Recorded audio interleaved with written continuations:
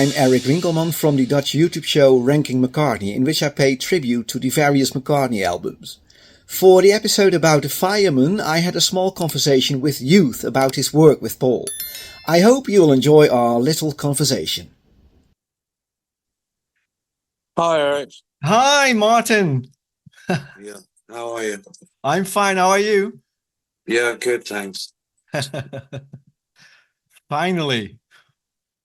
Yeah, sorry, as I've been very busy last month or so, and a lot of travelling. I've been travelling today, and we're now up in the north of Wales. Where are you? I'm in the Netherlands, in Breda. I'm part Dutch, actually. My mother's father was Dutch, colonial in Kenya. Okay. So she's got a bit of Dutch from there. And what have you been doing lately apart from traveling? Any cool projects you're working on, or? Many, yeah, loads. Yeah. It's hard for me to keep up with myself sometimes. Well, that's great, isn't it? Yeah. When I told people I was going to talk to you, they recommended this album to me from The Orb. Yeah. It sounds a lot like a Fireman album. Not really. No? No. I could hear some Fireman, the first one in it, but that's just me then. The first Fireman's kind of like a trance album, really. But there's elements of trance in there, but it's very, I wouldn't say it was anything like that. And my favorite album of yours, apart from the Fireman albums, is this one, from The Killing Joke. Oh, right. Okay, cool. Yeah, I really love this album. Shall we talk about the Fireman?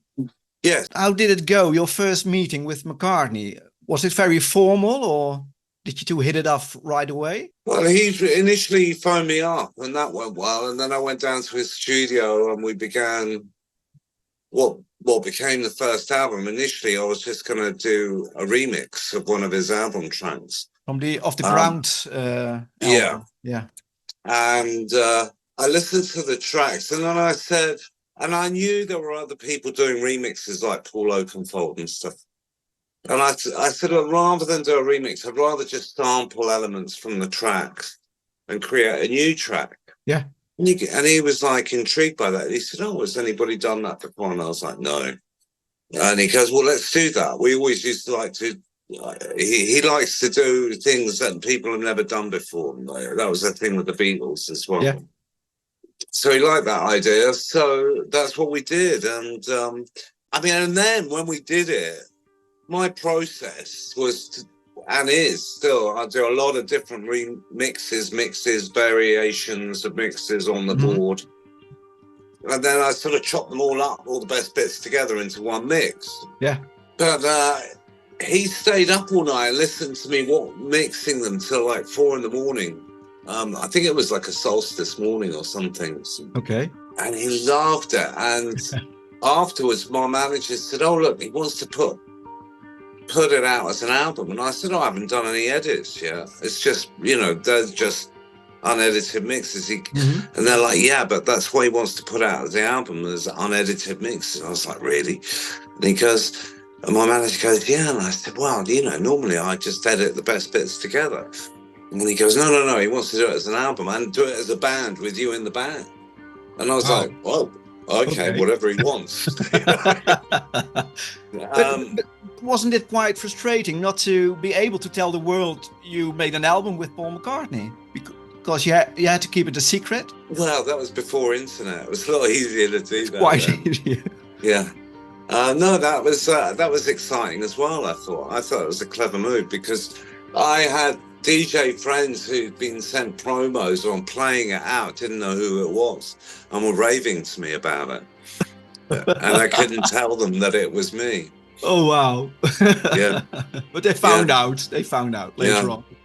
It's great for DJs, that first album, really, because all the tracks are just different variations of one track, really. So they all seamlessly mix into each other. You can play two together and it sounds great. So, and I knew DJs who were doing that. They loved it. Yeah. And then came Rush's 5 years later, I think. Rush's was a little different in that I knew we were going to make an album. And so we started doing sessions towards that. And we'd always record on Celtic festivals, Beltane, Samhain, summer solstice, equinoxes.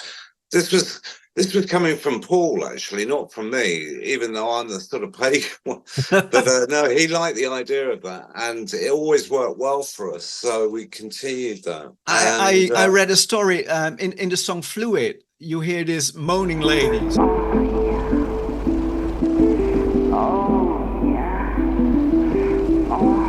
Is it true you called up a sex hotline to record this woman? We did, actually. Yeah. How did this go? Whose idea was it? I think it was Paul's. I was discussing the idea of some random recordings, kind of like found recordings almost. And I said, maybe we should just ring up a hotline or something and you just talk to them and I can record elements of that.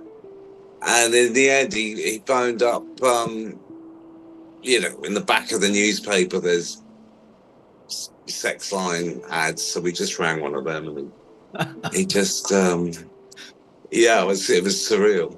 Does this lady know she's on the album? I'm not sure she does. She certainly didn't know who it was. She was moaning up to possibly the most eligible bachelor on the planet. But then what happened was, because we did it with gaps in between, because we recorded on the festivals, it went on over almost a year. And during that time, it became more and more apparent that Linda was getting more and more ill, until towards the end, I suspected that she may be dying, and I think we just, that's what happened. And so I got Linda on a few of the recordings anyway, doing some percussion and bits and bobs, and that was great. And then it's like, it's funny for me, like when I do a lot of painting as well and writing. Often when I start a song or a project, I'm not really sure what it is or what it's about, or a painting. I'm doing a big painting at the moment. I had no idea why I was doing that painting. And then as you go through the process of it, it starts revealing itself to you. And then towards the end, suddenly you realize what it's about, maybe even afterwards. And the penny drop with Rush is that actually this is the kind of eulogy, a requiem for Linda.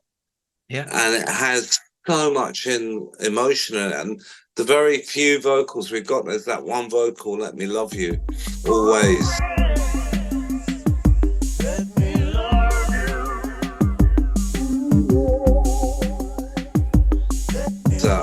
It's just so emotive and loaded with heavy vibes. And I thought, that's what it is, And then later on, Electric Arguments, 13 songs in 13 days. Can you tell me how? Quick. Very quick. Yeah. All of them very quick, very spontaneous. I think the whole process is almost like an antidote to the way you'd normally record as McCartney, and I was happy to facilitate that. And a little bit like McCartney, the first solo album, the lo-fi, fast, spontaneous.